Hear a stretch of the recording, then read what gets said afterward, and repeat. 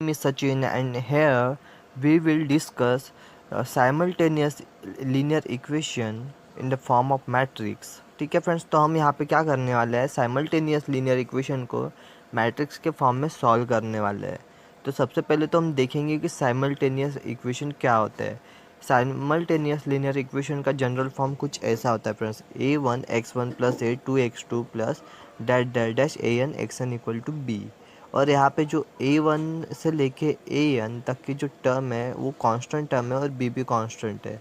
a1 से an तक की जो टर्म है वो कोएफिशिएंट कांस्टेंट है x1 और xn की। ठीक है फ्रेंड्स, तो ये हो गया हमारा लीनियर इक्वेशन।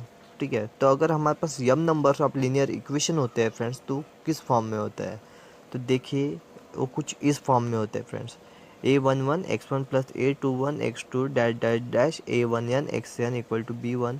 ये हमारा फर्स्ट लीनियर इक्वेशन है। वैसे सेकंड होता तो कुछ इस फॉर्म में होता, a21 x1 plus a22 x2 dash dash dash a2n xn equal to b2। वैसे हमारे पास m numbers of linear equation है तो कुछ इस फॉर्म में होंगे, am1 x1 plus am2 x2 dash dash dash amn xn equal to bm। ठीक है, तो हमारे पास m numbers of linear equations है। तो अगर हम इसको मैट्रिक्स के फॉर्म में लिखेंगे तो उसका जनरल फॉर्म क्या होगा फ्रेंड्स। ठीक है, तो यहाँ पे देखेंगे कि मैट्रिक्स के फॉर्म में लिखेंगे तो उसका जनरल फॉर्म कुछ ऐसा होगा, ax इक्वल टू बी। ठीक है, जो हमारा लीनियर इक्वेशन है उसको मैट्रिक्स के फॉर्म में कन्वर्ट करने के लिए जो जनरल फॉर्म होगा वो कुछ इस फॉर्म में होगा, ax इक्वल टू बी। अब a क्या है फ्रेंड्स, a क्या है यहाँ पे, ये है कि a is a matrix of all coefficient of x1 से लेके xn तक। मतलब ये हमारा मैट्रिक्स रहेगा जो ऐसा मैट्रिक्स जो x1 से लेके xn तक के जो सारे कोएफिशिएंट होंगे उसको कवर करेगा। ठीक है, और b क्या रहेगा फ्रेंड्स, तो b रहेगा यहाँ पे, x क्या रहेगा यहाँ पे, x रहेगा, x इज़ ऑल वेरिएबल्स, मतलब जो x1 से xn तक के वेरिएबल्स होंगे वो हमारा x रहेगा। ठीक है, और b क्या रहेगा, b जो रहेगा वो इक्वल टू के बाद के जो कांस्टेंट टर्म रहेंगी वो हमारा b रहेगा। ठीक है, b1 b2 dash dash dash bm। तो अब देखते हैं कि हम इसको मैट्रिक्स के फॉर्म में कैसे पुट करेंगे। तो देखिए फ्रेंड्स, ए कुछ हमारा इस फॉर्म में होगा, अगर मैट्रिक्स के फॉर्म में लिखेंगे तो a1 से लेके amn तक का जो मैट्रिक्स होगा वो ए में आएगा फ्रेंड्स।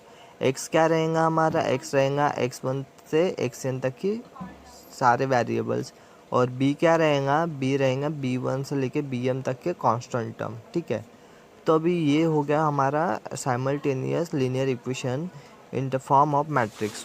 ठीक है, तो हम अगर इसको सॉल्व करके, अगर हम इसको सॉल्व करते हैं तो क्या हमें ये हमारा जो मैट्रिक्स है वो लीनियर इक्वेशन के फॉर्म में आ सकता है। तो देखिए इसको सॉल्व करेंगे कैसे, a11 x1। ठीक है, देखो इन दोनों का मल्टीप्लिकेशन हो रहा है friends, a11 x1 plus a12 x2 dash dash dash a1n xn equal to b1। तो ये हमारा पहला इक्वेशन आ गया।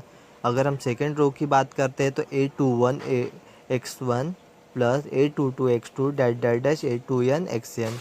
तो ये हमारा सेकेंड इक्वेशन आ गया फ्रेंड्स। वैसे ही हमारे पास m numbers of linear equations है, m नंबर्स ऑफ मैट्रिक्स रोज है। तो देखो किस फॉर्म में आएगा, वो इस फॉर्म में आएगा, क्या आएगा, am1 x1 plus am2 x2 dash dash dash amn xn equal to bm। ठीक है फ्रेंड, मतलब यहाँ पे ये एक चीज़ समझ में आई कि जो हमारा लीनियर इक्वेशन है उसको मैट्रिक्स के फॉर्म में लिख सकते हैं और जो मैट्रिक्स है उसको लीनियर इक्वेशन के फॉर्म में लिख सकते हैं फ्रेंड्स। ठीक है, तो फ्रेंड्स अब प्रॉब्लम पे आते हैं। तो हमें क्या करना है, जो हमारा लीनियर इक्वेशन रहेगा उसको मैट्रिक्स के फॉर्म में लाके हमें जो इक्वेशंस होते हैं वेरिएबल्स उनकी वैल्यू फाइंड करनी होती है फ्रेंड्स इसमें।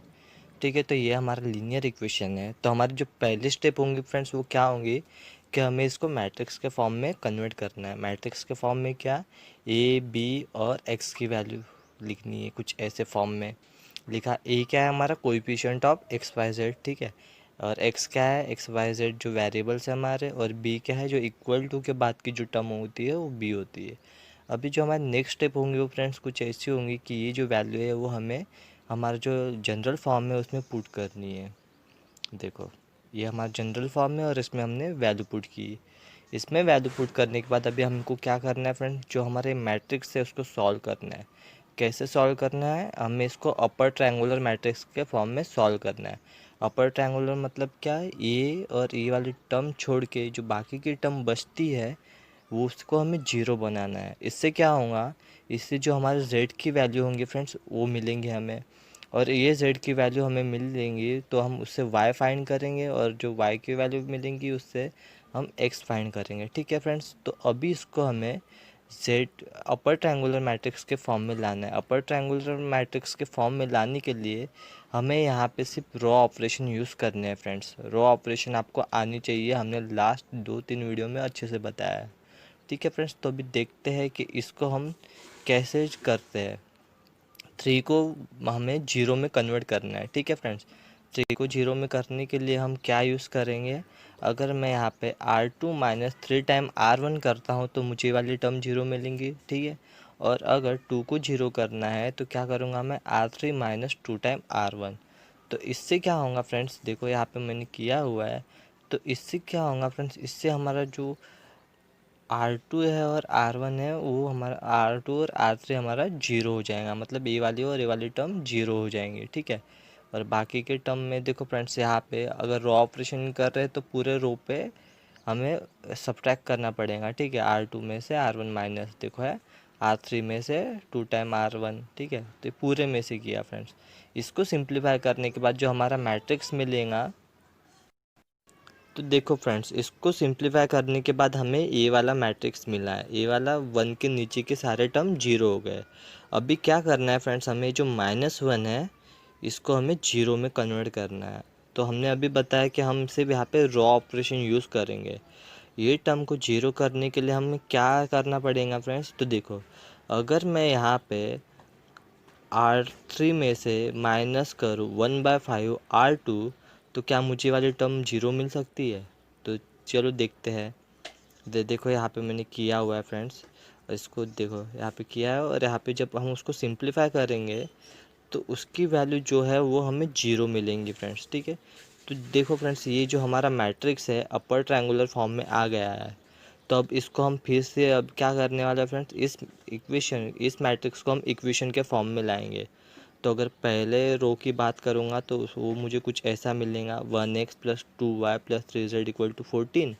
सेकेंड रो की बात करूँगा तो मुझे वो मिलेगा -5y minus 7z equal to -31।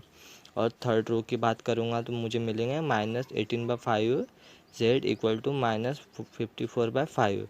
तो यहाँ पे देखो, यहाँ पे फ्रेंड्स मेरी सिंपली z की वैल्यू मिल गई है। तो अभी z की वैल्यू मिल गई है, और ये z की वैल्यू अगर मैं इक्वेशन 2 में पुट करूँगा तो मुझे y की वैल्यू मिलेंगी। देखो फ्रेंड्स, यहाँ पे मैंने इक्वेशन 2 में पुट की है तो मुझे यहाँ पे y की वैल्यू मिल गई। अब मेरे पास z भी है और y भी है, तो ये दोनों की वैल्यू अगर मैं इक्वेशन 1 में पुट करता हूँ तो मुझे क्या मिलेंगी, x की वैल्यू मिलेंगी। तो ऐसे फ्रेंड्स हम मैट्रिक्स का यूज़ करके लीनियर इक्वेशन सॉल्व कर सकते हैं। ठीक है फ्रेंड्स।